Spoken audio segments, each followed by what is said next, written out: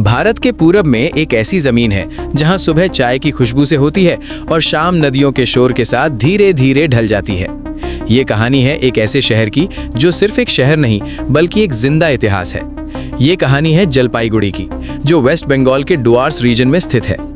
जलपाईगुड़ी हिमालय के फुटहिल्स पर बसा हुआ है। यहाँ से निकलने वाली नदियाँ जैसे तीस्ता, तोरसा, जलढका और रायदक इस जमीन को जीवन देती हैं। इन नदियों ने सिर्फ खेती को ही संभाला नहीं बल्कि इस शहर के इतिहास को भी शेप किया।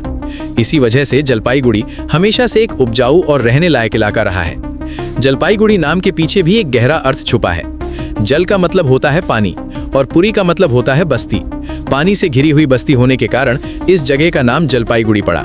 ये सिर्फ एक नाम नहीं बल्कि इस शहर की पहचान है। प्राचीन काल में जलपाईगुड़ी कामतापुर और कामरूप राज्य का हिस्सा था। यहाँ कोच राजवंशी शासन का प्रभाव रहा। राजा, जमींदार और लोकल ट्राइबल समुदायों ने मिलकर इस इलाके की बुनियाद रखी।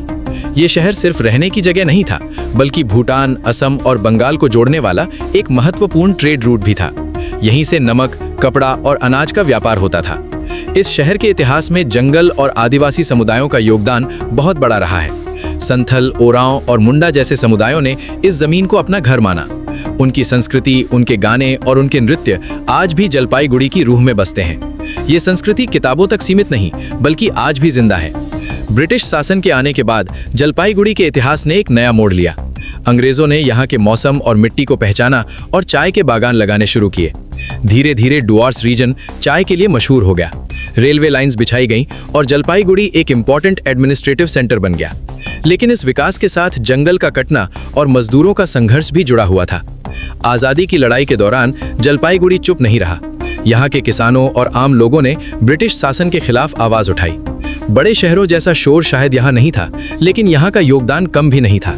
जलपाईगुड़ी ने अपने तरीके से आज़ादी की लड़ाई में अपनी भूमिका निभाई। 1947 के बाद जलपाईगुड़ी ने एक नई पहचान हासिल की। ये शहर एजुकेशन, डिस्ट्रिक्ट एडमिनिस्ट्रेशन और ट्रांसपोर्ट का एक इम्पॉर्टेंट केंद्र बना।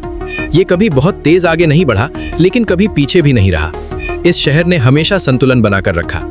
आज जलपाईगुड़ी एक शांत और सुकून भरा शहर है। यहाँ ना बहुत ज्यादा भीड़ है और ना ही बहुत ज्यादा शोर। लेकिन इस शहर की असली ताकत इसका बैलेंस है। नेचर और डेवलपमेंट के बीच का बैलेंस और पास्ट और फ्यूचर के बीच का बैलेंस। जलपाईगुड़ी सिर्फ एक जगह नहीं बल्कि एक कहानी है जो नदियों के साथ बहते बहते आज तक जिंदा है। अगर आप ध्यान से देखें तो ये शहर आज भी अपना इतिहास खामोशी से सुनाता है। ये शहर याद दिलाता है कि हर जगह को मेट्रो शहर बनना जरूरी नहीं होता। कुछ जगह सिर्फ अपनी असली पहचान के साथ जिंदा रहना ही काफी होता है। ये थी जलपाईगुड़ी की कहानी।